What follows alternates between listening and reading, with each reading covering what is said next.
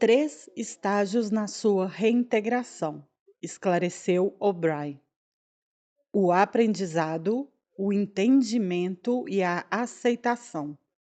Agora você vai entrar no segundo estágio. Como sempre, Winston estava deitado de costas, mas recentemente as amarras haviam ficado mais frouxas. Ainda o prendiam à cama, mas ele conseguia mexer um pouco os joelhos, virar a cabeça de um lado para o outro e levantar o braço a partir do cotovelo. O mostrador não era mais um terror. Winston conseguia evitar o tormento, se fosse astuto o suficiente. Era principalmente quando demonstrava estupidez que O'Brien empurrava a alavanca. Algumas vezes fazia uma sessão inteira sem usar o mostrador. Ele não lembrava por quantas sessões já tinha passado. O processo parecia se estender por um período longo, indefinido. Semanas, talvez. E os intervalos entre as sessões podiam às vezes ser de dias ou de apenas 1 ou 2 horas. Enquanto você esteve deitado aí, muitas vezes deve ter questionado, pois até perguntou a mim, por que o Ministério do Amor gastaria tanto tempo e esforço com você? E, quando estava livre, ficava intrigado com a mesma questão. Conseguia entender o funcionamento da sociedade em que vivia, mas não a motivação básica. Você se lembra de ter escrito em seu diário: eu entendo como, não entendo por quê. E quando pensou no porquê, duvidou da própria sanidade. Você leu o livro de Goldstein, ou partes dele, ao menos. Ele contou alguma coisa que você já não soubesse? Você o leu? Devolveu Winston. Eu o escrevi. Quer dizer, colaborei na redação dele. Você sabe que nenhum livro é produzido individualmente. E é verdade o que ele diz? Como descrição, sim. O encadeamento que ele propõe é bobagem. Acúmulo secreto de conhecimento, disseminação gradual do esclarecimento. Em última instância, uma rebelião proletária, a derrubada do partido. Você mesmo previu que o livro ia dizer isso. É tudo bobagem. Os proletários nunca vão se rebelar, nem em 1000 anos ou 1 milhão. Eles não têm como. Não preciso lhe explicar o motivo, você já sabe. Se algum dia alimentou sonhos de uma insurreição violenta, deve abandoná-los. Não há modo pelo qual o partido possa ser derrubado. O comando é para sempre. Faça disso o ponto de partida dos seus pensamentos. Ele chegou mais perto da cama. Para sempre, repetiu. E agora vamos voltar às questões de como e porquê. Você entende bem como o partido se mantém no poder. Agora me diga por que nos agarramos ao poder. Qual é a nossa motivação? Por que o queremos? Vamos, fale, acrescentou ao ver que Winston continuou quieto. Ele nada falou por mais um instante. Uma sensação de cansaço o subjugou. O brilho de entusiasmo louco voltou ao rosto de O'Brien. Winston sabia de antemão o que o outro iria dizer.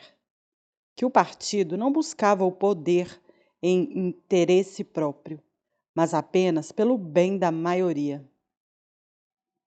que buscava o poder porque os homens médios eram criaturas frágeis e covardes, que não conseguiam suportar a liberdade nem encarar a verdade e precisavam ser comandados e sistematicamente iludidos por outros mais fortes do que eles. Que, para a humanidade, a escolha estava entre a liberdade e a felicidade, e que, para a maioria, a felicidade era melhor. Que o partido era o guardião eterno dos fracos, uma seita dedicada que fazia o mal para que o bem pudesse surgir, sacrificando a própria felicidade em nome da felicidade de terceiros. O pior, Winston pensou, o pior era que, quando dissesse isso, O'Brien acreditaria. Você perceberia pelo rosto dele. O'Brien sabia tudo. 1000 vezes melhor do que Winston. Ele sabia como o mundo era de verdade, em que nível de degradação a massa de seres humanos vivia e com quais mentiras e barbaridades o partido os mantinha ali. Ele havia entendido tudo, avaliado tudo, e não fazia diferença. Sempre havia uma justificativa para o objetivo final. O que se pode fazer, Winston pensou, contra um louco que é mais inteligente do que você, que concede aos seus argumentos uma escuta atenta e depois simplesmente persiste na própria loucura? Vocês estão nos governando para o nosso próprio bem, ele respondeu debilmente. Acreditam que os seres humanos não servem para governar a si mesmos e, portanto, Winston se interrompeu e quase gritou. Uma dor aguda percorreu seu corpo. O'Brien tinha empurrado a alavanca do mostrador para 35. Isso foi burrice, Winston. Burrice. Você já deveria ter aprendido a não dizer uma coisa dessas. Recuou a alavanca e continuou. Agora vou lhe dizer a resposta à minha pergunta. É a seguinte: o partido busca o poder inteiramente em benefício próprio. Nós não estamos interessados no bem dos outros. Estamos interessados exclusivamente no poder. Não na riqueza ou no luxo, na vida longa ou na felicidade. Só o poder, por si só, que você vai saber daqui a pouco o que é. Nós somos diferentes de todas as oligarquias do passado, pois sabemos o que estamos fazendo. Todos os outros, mesmo aqueles que se pareciam conosco, eram covardes e hipócritas. Os nazistas alemães e os comunistas russos chegaram bem perto de nós em seus métodos, mas nunca tiveram a coragem de reconhecer as próprias motivações. Eles fingiam, e talvez até acreditassem, que tinham tomado o poder involuntariamente e por tempo limitado, e que, ao mero dobrar da esquina, existia um paraíso onde os seres humanos seriam livres e iguais. Nós não somos assim. Sabemos que nunca alguém toma o poder com a intenção de renunciar a ele. O poder não é um meio, é um fim. Não se estabelece uma ditadura de modo a salvaguardar uma revolução.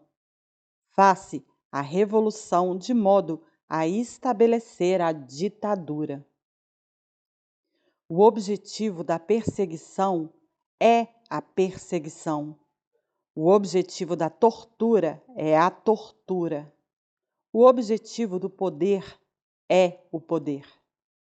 Agora você começa a me entender? Winston mais uma vez se impressionou com a expressão de cansaço de O'Brien. Era um homem forte, carnudo e brutal, cheio de inteligência e de um certo furor controlado que o fazia sentir-se vulnerável. Mas estava cansado. Havia bolsas sob os olhos. A pele era flácida nas maçãs do rosto. O'Brien se curvou sobre ele, aproximando cada vez mais a expressão fatigada. Você está pensando que meu rosto é velho e cansado. Está pensando que falo sobre poder e que, apesar disso, não sou capaz nem de evitar a decadência do meu próprio corpo. Você não consegue entender que o indivíduo é apenas uma célula? O desgaste da célula é o vigor do organismo. Você morre quando corta as unhas? Deu as costas à cama e começou a andar de novo, com uma das mãos no bolso. Nós somos os sacerdotes do poder. Deus é poder. Mas, por ora, poder é só uma palavra, no que diz respeito a você. É chegado o momento de você formar alguma ideia do que poder significa. A primeira coisa que precisa entender é que o poder é coletivo. O indivíduo só tem poder na medida em que cessa de ser um indivíduo. Você conhece o lema do partido: liberdade é escravidão. Já lhe ocorreu que ele é reversível? Escravidão é liberdade. Sozinho, ou seja, livre, o ser humano é sempre derrotado. E assim deve ser, pois todo ser humano está condenado à morte, que é a maior de todas as falhas. Mas, se ele conseguir atingir a submissão completa, extrema, se conseguir escapar da própria identidade, pode se fundir ao partido e, assim, ser o partido. E então tornar-se todo-poderoso e imortal. A segunda coisa a ser entendida é que poder é poder sobre seres humanos, sobre o corpo, mas, sobretudo, sobre a mente. O poder sobre a matéria, ou realidade externa, como você a chamaria, não importa. Nosso controle sobre a matéria já é absoluto. Por um momento, Winston ignorou o mostrador. Fez um esforço violento para ficar sentado e só conseguiu uma compressão dolorosa no corpo. Mas como vocês podem controlar a matéria? Explodiu. Não controlam nem o clima, nem a lei da gravidade. E ainda existem a doença, a dor, a morte. O'Brien o calou com um movimento da mão. Nós controlamos a matéria porque controlamos a mente. A realidade está dentro do crânio. Você aprenderá aos poucos, Winston. Não há nada que não sejamos capazes de fazer. Invisibilidade, levitação, nada. Eu poderia sair flutuando desse piso como uma bolha de sabão, se quisesse. Eu não quero porque o partido não quer. Você precisa se livrar dessas ideias do século XIX sobre as leis da natureza. Nós fazemos as leis da natureza. Não fazem. Vocês não são nem os mestres deste planeta. E quanto a Eurásia e a Lestásia, até agora não conquistaram as duas. E daí? Nós a conquistaremos quando nos convier. E, se não acontecer, Que diferença fará? Nós podemos trancá-las para fora da existência. A Oceania é o mundo, mas o próprio mundo é em si mesmo só um grão de poeira, e o homem é ínfimo, vulnerável. Há quanto tempo ele existe? Por milhões de anos, a Terra foi desabitada. Bobagem! A Terra é tão velha quanto nós, não mais velha. Nada existe fora da consciência humana. Mas as rochas estão cheias de ossos de animais extintos, mamutes, mastodontes e répteis enormes que viviam aqui muito antes que se ouvissem falar do homem. Você já viu algum desses ossos? É claro que não. Os biólogos do século XIX os inventaram. Antes do homem não havia nada. Depois do homem, se ele for extinto, não haverá nada. Fora do homem, não há nada. Mas o universo inteiro está fora de nós. Olhe para as estrelas. Algumas estão a milhões de anos-luz de distância, além do nosso alcance para sempre. O que são as estrelas? Disse O'Brien com indiferença. Pedaços de fogo a alguns quilômetros de distância. Nós poderíamos alcançá-las se quiséssemos, ou poderíamos escurecê-las. A Terra é o centro do universo. O Sol e as estrelas giram ao redor dela. Winston fez outro movimento convulsivo. Dessa vez não disse nada. O'Brien continuou, como se respondesse a uma objeção não verbalizada. Para certos objetivos, é claro, isso não é verdade. Quando navegamos o oceano ou prevemos uma eclipse, com frequência julgamos conveniente assumir que a Terra gira em torno do Sol e que as estrelas estão a milhões e milhões de quilômetros. Mas e daí? Você acha que está além da nossa capacidade produzir um sistema duplo de astronomia? As estrelas podem estar perto ou longe, conforme seja a nossa necessidade. Acha que nossos matemáticos não estão aptos para isso? Já se esqueceu do duplo pensar? Winston se encolheu outra vez na cama. Não importava o que dissesse, a resposta ágil o esmagava como uma cacetada. E ainda assim ele sabia que tinha razão. Haveria um modo de demonstrar que a crença de que nada existia fora da nossa mente era falsa? Já não tinha sido demonstrada como falácia muito tempo antes? Havia até um nome para isso, que ele tinha esquecido. Um sorriso discreto curvou os cantos da boca de O'Brien, enquanto ele observava Winston. Eu lhe disse que a metafísica não é o seu ponto forte. A palavra que você está tentando pensar é solipsismo. Mas você está enganado.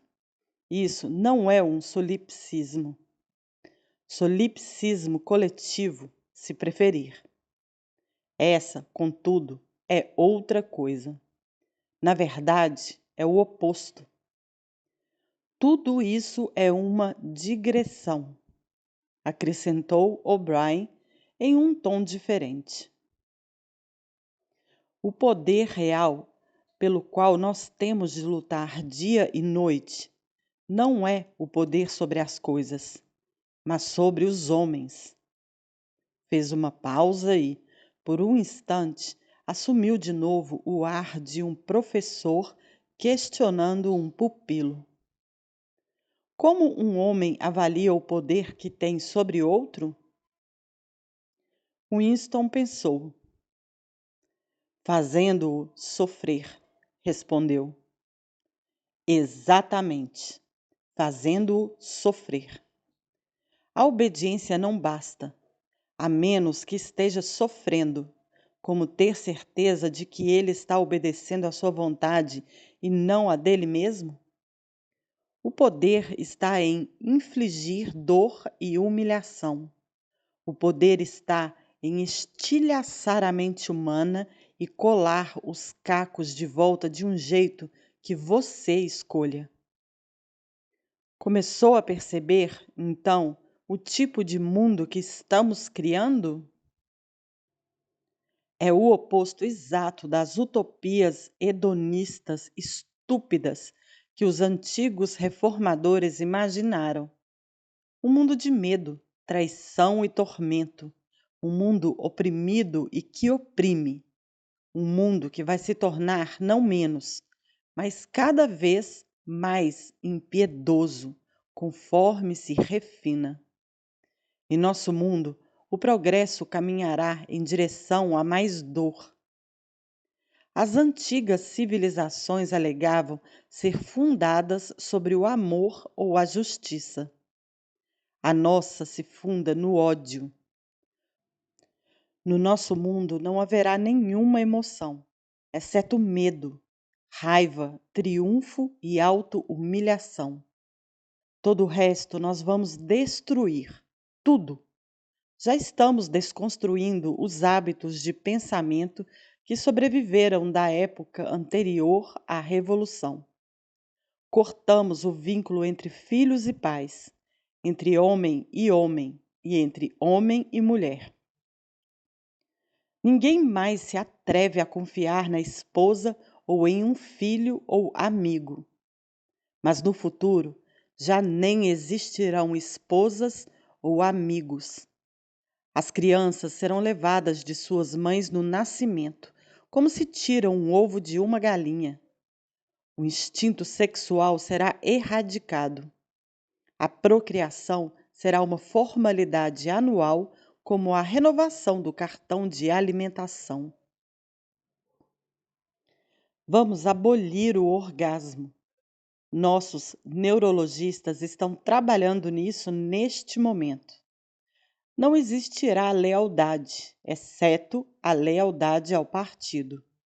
Não existirá amor, exceto o amor pelo grande irmão. Não existirá riso, exceto o riso de triunfo sobre um inimigo derrotado. Não existirão arte, literatura, ciência. Quando nós formos onipotentes, não teremos mais necessidade de ciência.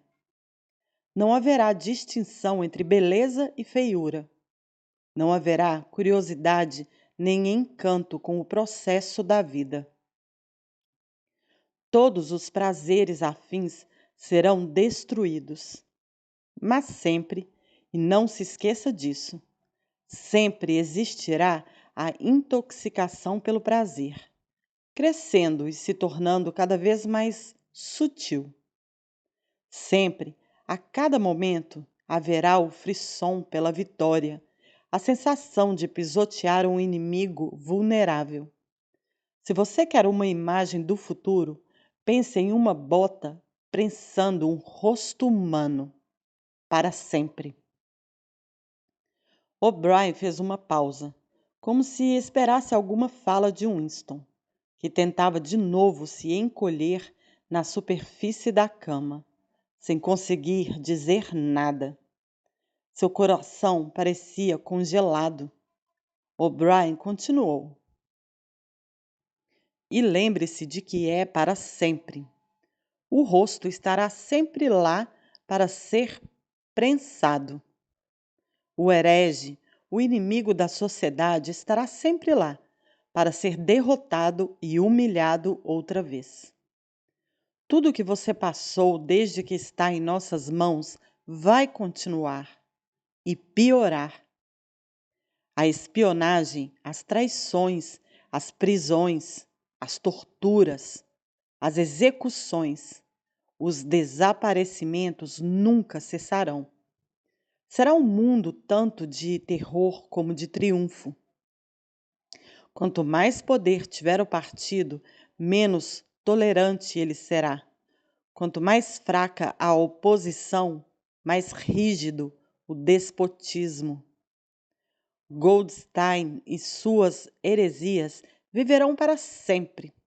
Todos os dias, a todo momento, eles serão vencidos, desacreditados, ridicularizados, cuspidos, e ainda assim irão sobreviver.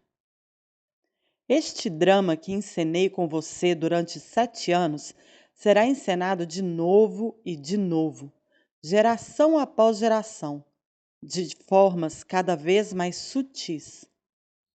Nós sempre teremos os hereges aqui à nossa disposição, gritando de dor, arrebentados, desprezíveis e, no final, completamente arrependidos, salvos de si mesmos, rastejando em nossa direção por vontade própria.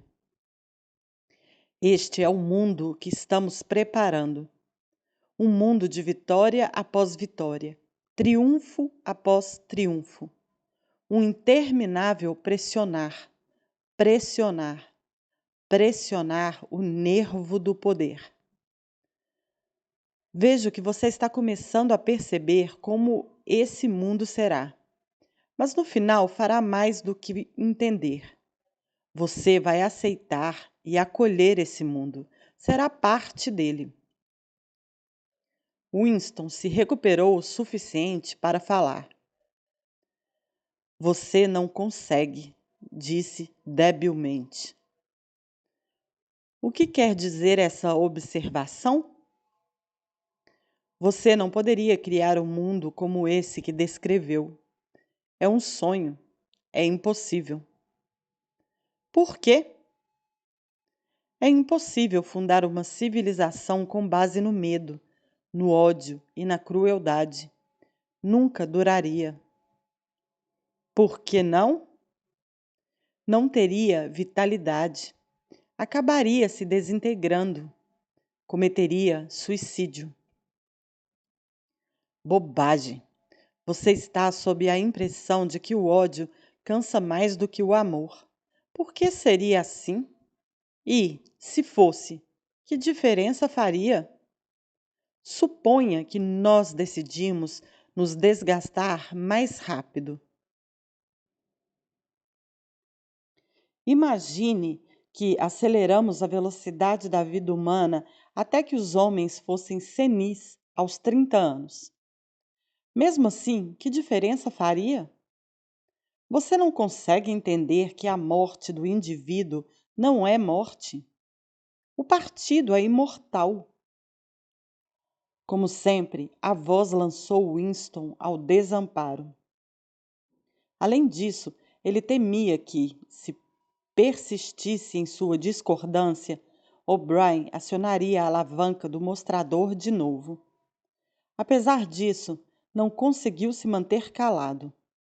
Debilitado, sem argumentos, com nada a apoiá-lo, exceto o horror inarticulado diante do que O'Brien dissera, ele voltou ao ataque.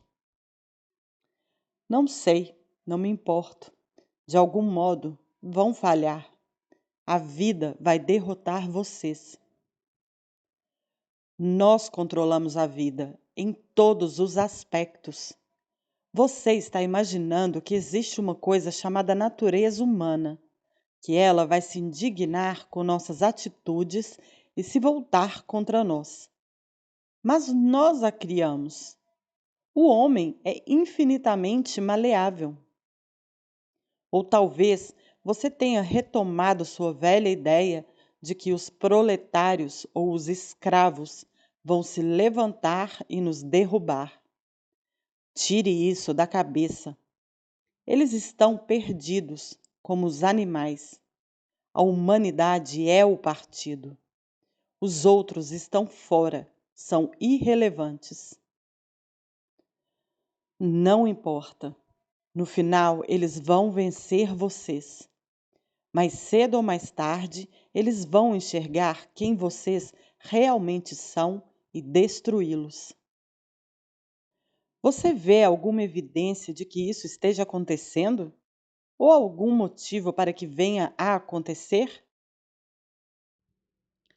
Não, eu só acredito. Eu sei que vocês vão fracassar. Existe algo no universo, não sei, algum espírito, algum princípio que vocês nunca vão dominar. Você acredita em Deus, Winston? Não. Então, o que seria isso? Esse princípio que vai nos derrotar? Eu não sei. O espírito do homem. E você se considera um homem? Sim. Se você é um homem, é o último homem. Sua espécie está extinta. Nós somos os herdeiros. Você compreende que está sozinho? Está fora da história, é inexistente. O humor de O'Brien se alterou e ele falou com mais aspereza. Você se considera moralmente superior a nós, com nossas mentiras e crueldade? Sim, eu me considero superior. O'Brien se calou. Duas outras vozes falaram. Depois de um momento, Winston reconheceu uma delas como a sua própria voz. Era uma reprodução da conversa que ele havia tido com O'Brien na noite em que se alistara na Irmandade. Ele ouviu a si mesmo prometendo mentir, roubar, forjar, assassinar, encorajar o consumo de drogas e a prostituição, disseminar doenças venéreas, jogar ácido sulfúrico no rosto de uma criança. O'Brien fez um pequeno gesto de impaciência, como que para dizer que não valia a pena fazer a demonstração. Girou um botão e as vozes pararam. Levante-se dessa cama, ordenou. As amarras se soltaram. Winston baixou as pernas e se pôs de pé, sem muito equilíbrio. Você é o último homem, disse O'Brien. É o guardião do espírito humano. Verá como é. Tire a roupa. Winston desfez o laço que mantinha o macacão preso. O zíper fora arrancado muito tempo antes.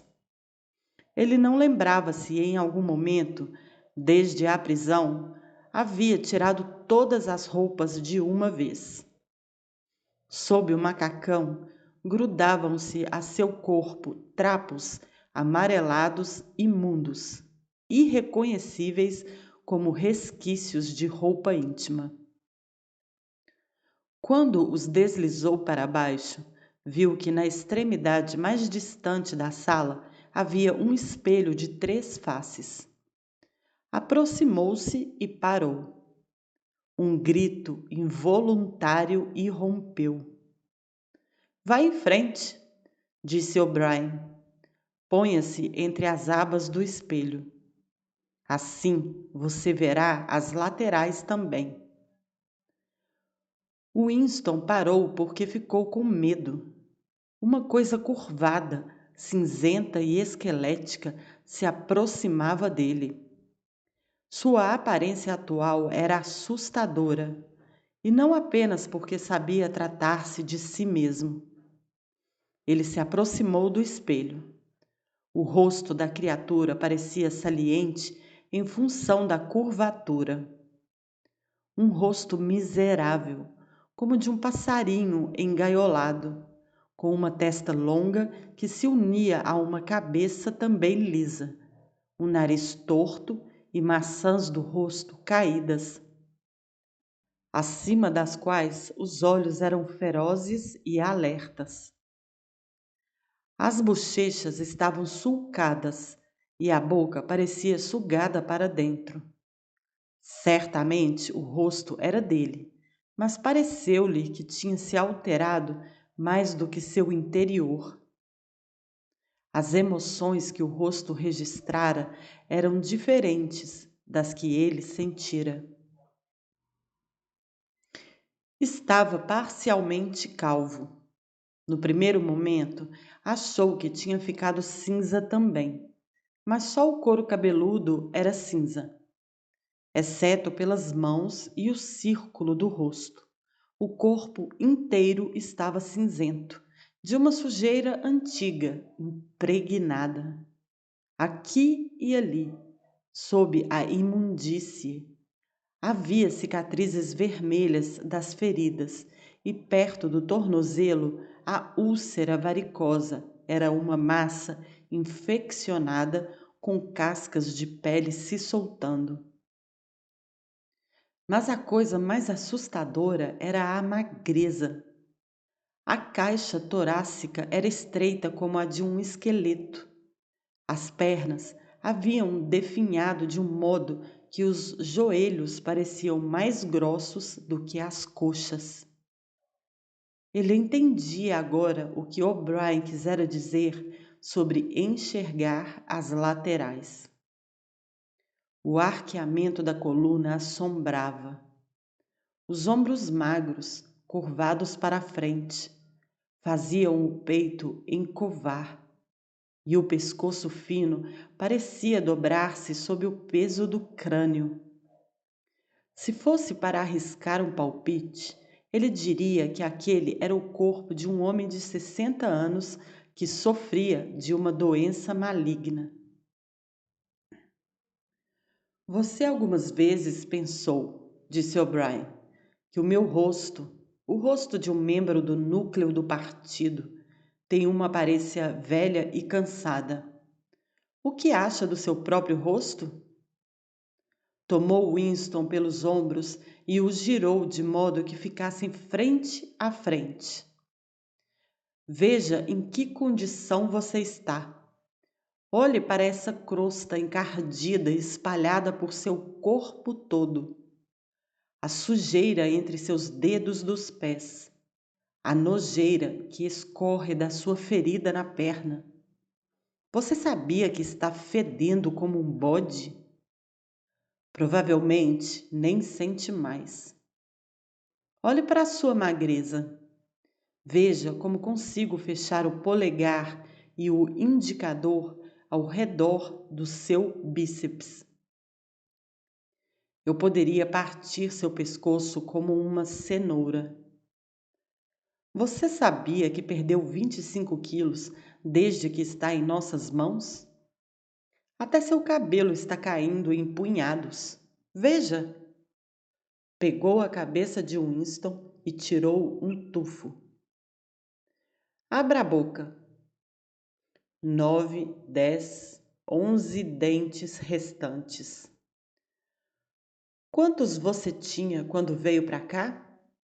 E os poucos que lhe sobraram estão caindo. Olha aqui. Segurou um dos dentes frontais remanescentes entre o polegar e o indicador. Uma pontada de dor percorreu o maxilar de Winston. O'Brien havia arrancado pela raiz o dente amolecido e o atirou para o lado oposto da cela. Você está apodrecendo, ele disse. Está caindo aos pedaços. O que você é? Um saco de imundície. Agora, gire outra vez para o espelho. Vê esta coisa o encarando? Isto é o último homem. Se você é humano, isto é humanidade. Agora vista-se de novo.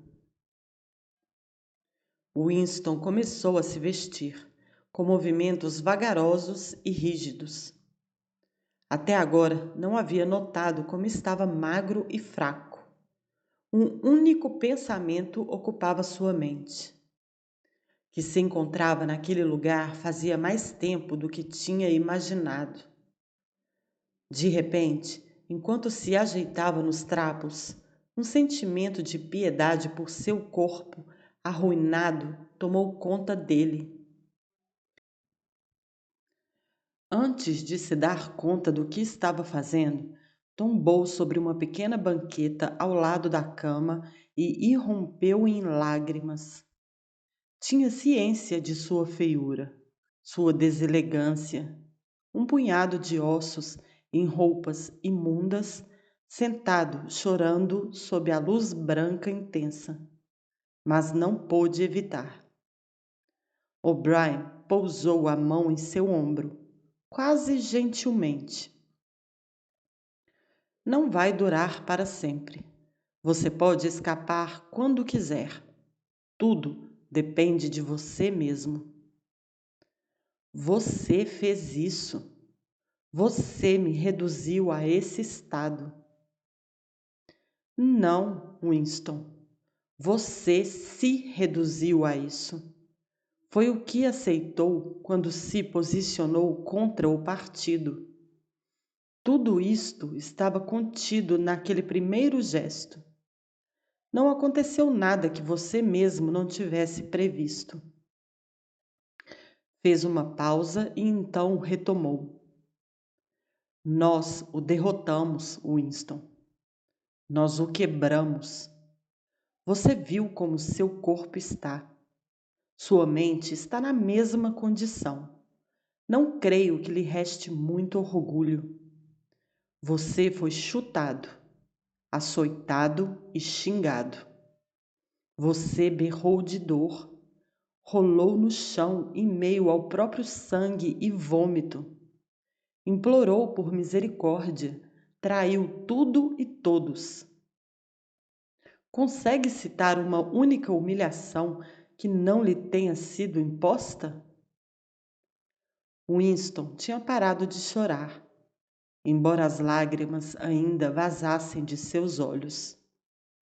Olhou para cima em direção a O'Brien. Eu não traí Júlia. O'Brien olhou para baixo. Não, ele disse. Não, isso é perfeitamente verdadeiro. Você não traiu Júlia. A reverência peculiar por O'Brien, que nada parecia capaz de destruir, inundou o coração de Winston de novo. Que inteligente, pensou. Que inteligente. O'Brien nunca falhava em entender o que lhe era dito. Qualquer pessoa no mundo teria respondido imediatamente que ele tinha traído Júlia, pois o que os torturadores não tinham conseguido arrancar dele sob tortura? Winston contara tudo o que sabia sobre ela, seus hábitos, seu caráter, sua vida passada. Confessara os detalhes mais triviais do que ocorrera durante seus encontros. O que conversaram, as comidas do mercado negro, o adultério, os vagos complôs contra o partido, tudo. E ainda assim, no sentido que lhe dava a palavra, não havia traído. Não tinha deixado de amá-la. Seus sentimentos em relação a ela permaneciam. O'Brien havia entendido o que ele queria dizer, sem a necessidade de explicações. Diga-me, em quanto tempo eles vão me fuzilar? Talvez ainda demore bastante, disse O'Brien. Você é um caso difícil, mas não desista. Todo mundo se cura, mais cedo ou mais tarde. No fim, nós o fuzilaremos.